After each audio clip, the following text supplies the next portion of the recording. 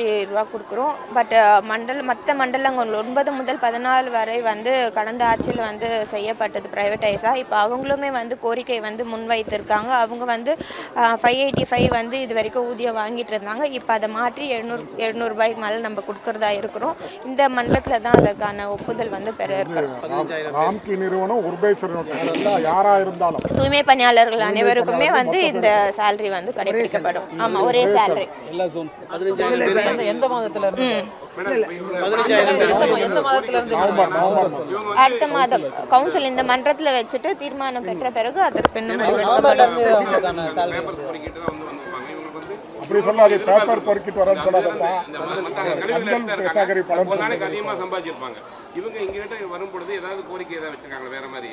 இல்ல, அவங்க அந்த இடத்துல வந்து அவங்க ஒரு நாளைக்கு அதிகபட்சம் 150 ரூபா 200 ரூபாய் சம்பாரிச்சாலே அவங்களுக்கு அது பெரிய விஷயமா தான் இருக்கு. அப்படி இருக்கும் பொழுது அவங்க வந்து இது தெரிவித்ததே எங்களுக்கு மாசம் 20,000 ரூபாய் சம்பளம் வருதுன்றது பெரிய வாய்ப்பா தான் அவங்க பாக்குறாங்க.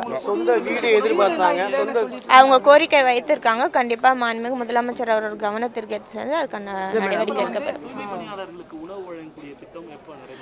விரைவில் அந்த திட்டம் வந்து மாண்புமிகு முதலமைச்சர் அவர்களால் வந்து துவங்கி வைக்க இருக்கிறது. அவர்களுக்கு தேவையான டிஃபன் பாக்ஸும் சரி மாநகராட்சி சார்பாக வந்து வழங்கப்பட இருக்கிறது.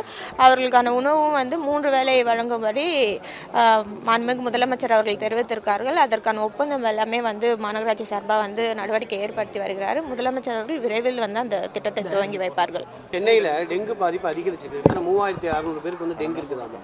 சிவப்பு எச்சரிக்கை விடுக்கப்பட்டிருக்குது. நம்ம முன்னெச்சரிக்கையாக என்ன பணிகளை முடிக்க இல்லை, ஒவ்வொரு ஆண்டுமே நம்ம தெரிவிக்கிறது தான். டெங்கு கொசு வந்து நல்ல தண்ணியில் தான் வரக்கூடிய கொசுவாக இருக்கிறது. அப்படி இருக்கும்பொழுது வீட்டில் இருக்க ஒவ்வொரு தனிநபருமே வந்து அவர்கள் சில வீட்டிலலாம் வந்து தண்ணி பிடிச்சி வைக்கக்கூடிய சூழல் வந்து இருக்கும். அப்படி பிடிச்சி வைக்கிறீங்க அப்படின்னா அந்த தண்ணியை வந்து எப்போவுமே மூடி வைங்க. அதே போல் வீட்டில் இருக்கக்கூடிய வாட்டர் டேங்க்கும் வந்து மூடி வைங்க. மாநகராட்சி சார்பாக வீடு வாரியாக வந்து இந்த விழிப்புணர்வை வந்து நம்ம ஏற்படுத்தி வருகிறோம். ப்ளீச்சிங் பவுடர் வந்து எல்லா பகுதியிலையும் போட்டு வரோம். ஸோ தனியாரிடமிருந்து ஒவ்வொரு வீட்லையும் தண்ணி மூடி வச்சாலே டெங்கு வந்து பாதிப்பு கம்மியாகும் அப்படின்றது.